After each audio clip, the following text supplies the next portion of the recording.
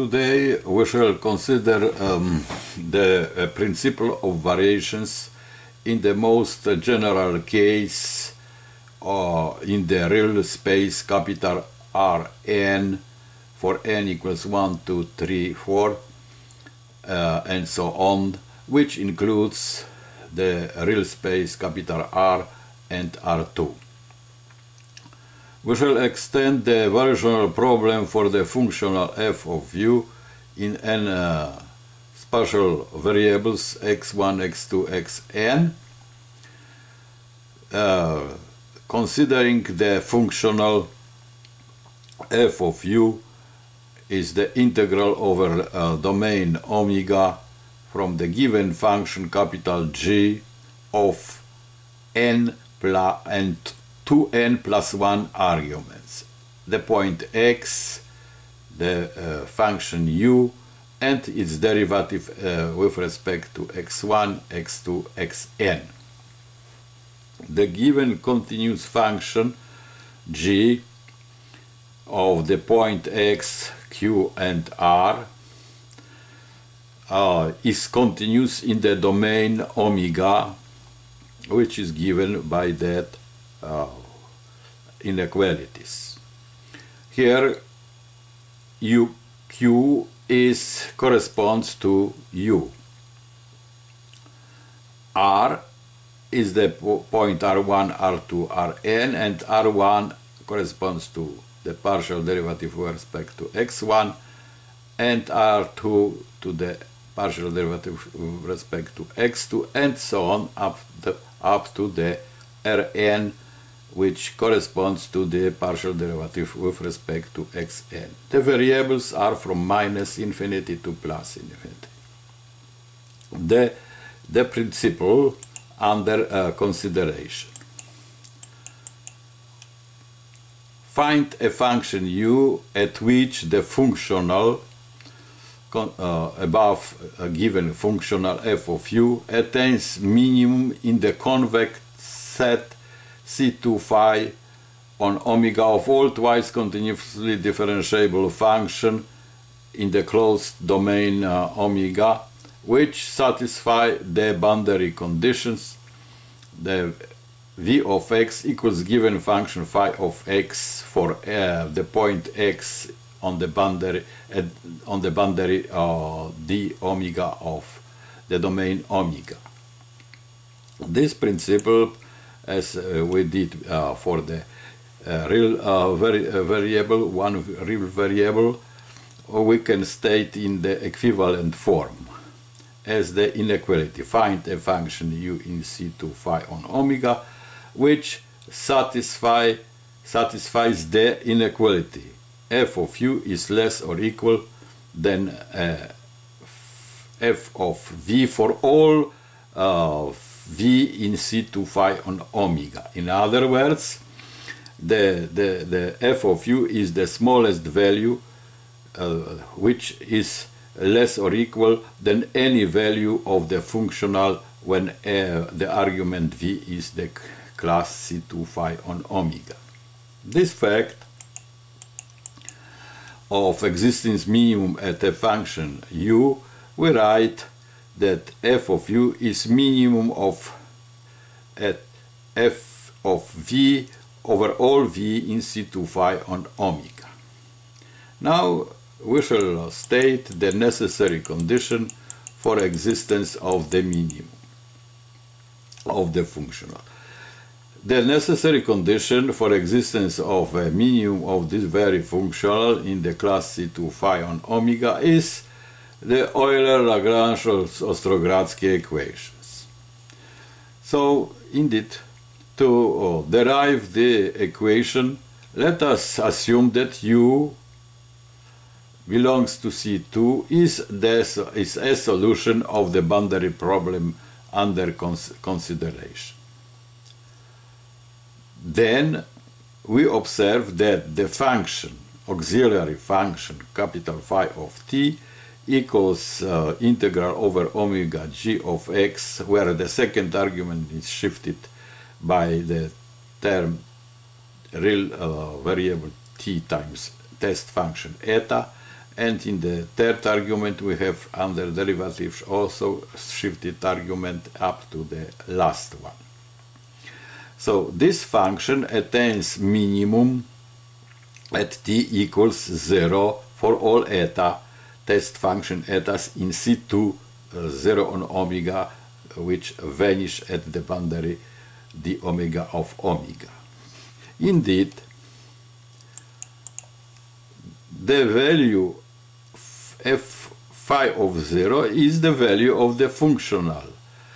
That is, if t equals 0, that of course evidently it is the value of the functional at u, but u is the element, is the function at which functional has the smallest value. Then the same time f of 0 is also the smallest value, the minimum of the auxiliary function phi of u. So again, to say, by the assumption f of u is the smallest value, that is minimum, and it is phi of 0. Therefore, phi of t has also minimum at t equals 0. Then, by the necessary condition for the existence of extremum of a minimum, the derivative of this auxiliary function is 0 at t equals to 0. Good. On another hand, the derivative is elementary calculations, as we have done before. The derivative of this auxiliary function is the derivative of the composed functions on 2n plus 1 variables. Then the partial derivative g with respect to q times q with respect to eta, which is with respect to t, which is eta. Let us see again. We have this function here. So if we differentiate this function with respect to t, then we have to differentiate with respect to q, this second argument, at q with respect to t will be eta. And the same for this and others variables. So we have the derivative of the auxiliary function with respect to t. Now this derivative we can transform to better form, namely by integration by parts. We can move the derivative from eta on g.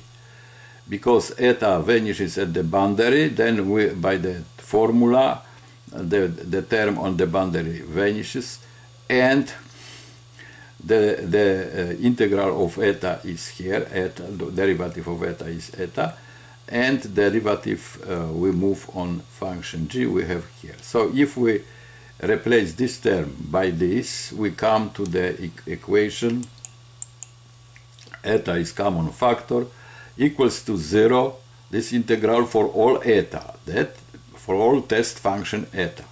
That means that the expression in the square brace must be 0. This is the expression, this is the Euler-Lagrange equation as the necessary condition for the existence of the minimum of the functional under consideration. Good. In order to find the value of the minimum, we have to solve this Euler equation with a given boundary value condition. Let us see on the example. Find Euler equation of the functional, where we have here a sum of squares of the first partial derivatives plus sigma minus given function fu. So again, sigma is positive, f is given function continuous in omega. If we have that function, then we see that the generating function, the functional, the generating function of that very functional is r1 square, r2 square, rn square plus sigma q. Instead of u square we put q square minus fx q again. So we have this, the generating function here.